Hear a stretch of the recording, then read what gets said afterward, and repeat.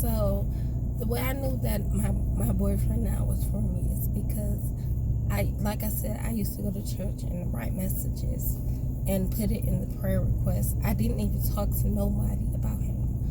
Because I felt like if you tell someone about what you want to do, sometimes people can give you their opinion, you'll be like, oh, okay. But I feel like if you listen to the voice of God, God would never steer you wrong. You cannot listen to people on earth because people gonna tell you what they think. And I felt like if I told people about my boyfriend, they would have been like, but you don't know him. You know nothing about him. Like, he could be telling you anything. Like, y'all live in two different states. So I didn't tell nobody about him. The way my family found out about him was he was coming to visit me, and I was like, okay, I met a guy, I'm going to visit him. I called my best friend and told her, like, this is the hotel I'm staying at, and I just went from there. And from there, everything went well. So how long you been with this guy now? I moved to Ohio in January, and so we met in August of last year. Okay. And we said we was together in October. So a year. That what's up. You know what? Ain't nothing wrong with that. I think your story, man, is a true testimony, because when a lot of people done been through the things you have been through, as far as a car accident, a brain injury, a lot of people don't come back from that. You feel me? I have a cousin right now, and she had a brain aneurysm. I think that's how you pronounce it. Yes. And it probably was maybe 10 years ago, and to this day, she wake up some morning, some days, and don't know her name. But before that happened, she had a great job, a big house. You know, she was doing well for herself. But when she had that surgery, she lost it. So and see, for me, before my injury, I felt like if I didn't have a degree, I wasn't a nobody. So I only needed one class to graduate. My sister is a nurse. My mother has a associate and bachelor's. So for me, I felt like if I don't get my degree, who am I? So I felt like I needed a degree to make me somebody. But now I don't even have a job. So I went from not having a job, I don't drive no more, to not having. I went from having those things to not having those things, and I'm happy. I'm okay, because it does not matter. Material things cannot make you happy. I learned that, and people can't make you happy either. You have to make yourself happy. And God, I always say, put God first in your life, and you cannot go wrong. Because I remember after my accident, and when I got to the Tampa, I remember the voice of God saying, do you trust me now? And I was like, yes, I believed in God, but I didn't have no faith. My faith was, I stayed in a marriage because I was so scared, because I felt like, how can I know I can work and stuff, but how can I survive without him?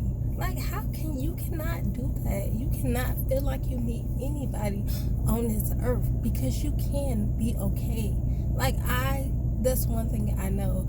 I can be okay alone. If me and my boyfriend don't work out, I can be okay. Yes, I'm going to cry, but I'm still going to get up next day and do everything I need to do, because your life does not depend on the happiness of someone else.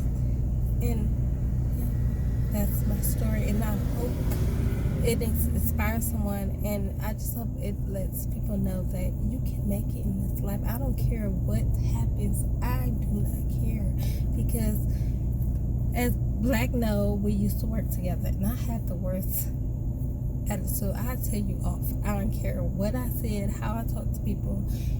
So if God can do it for me, and I feel like I was not worthy.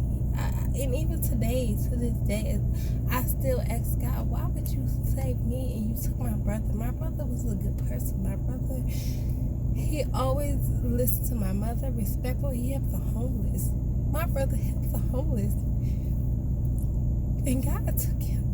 And God killed me. I used to be like, I would not help. I felt sorry for homeless people, but I didn't help them.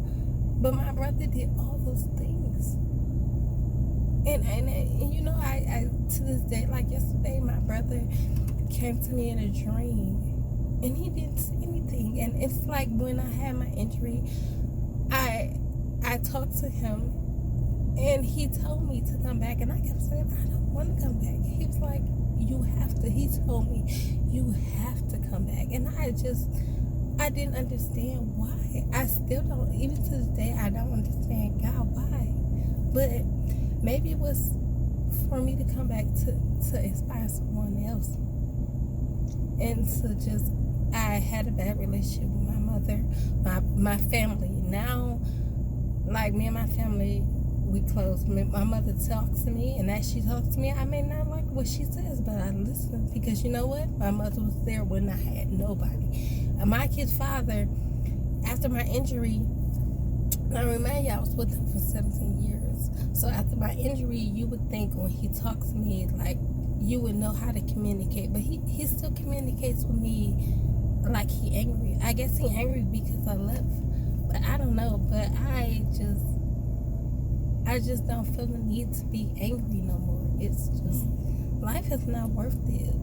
You just gotta live every day. And not worry about what people tell you. Because people gonna get to tell you what they think. But you have to know what's best for you. And I live now and do everything that's best for me. Thank you so much, young lady. That's a true testimony. Man, I want to say I thank you for sharing your story with me, sharing your story with my people. Oh man, that's deep. That's deep right there. It make you think, because a lot of people take life and things for granted, you know.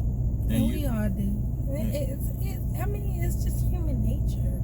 And I feel like you fully won't understand unless you've been through it. You feel what I'm saying? So it just make you thankful and blessed for what you have, the little things you have or the things you have. So I thank you 1,000 for sharing your story. I wish you the best in life.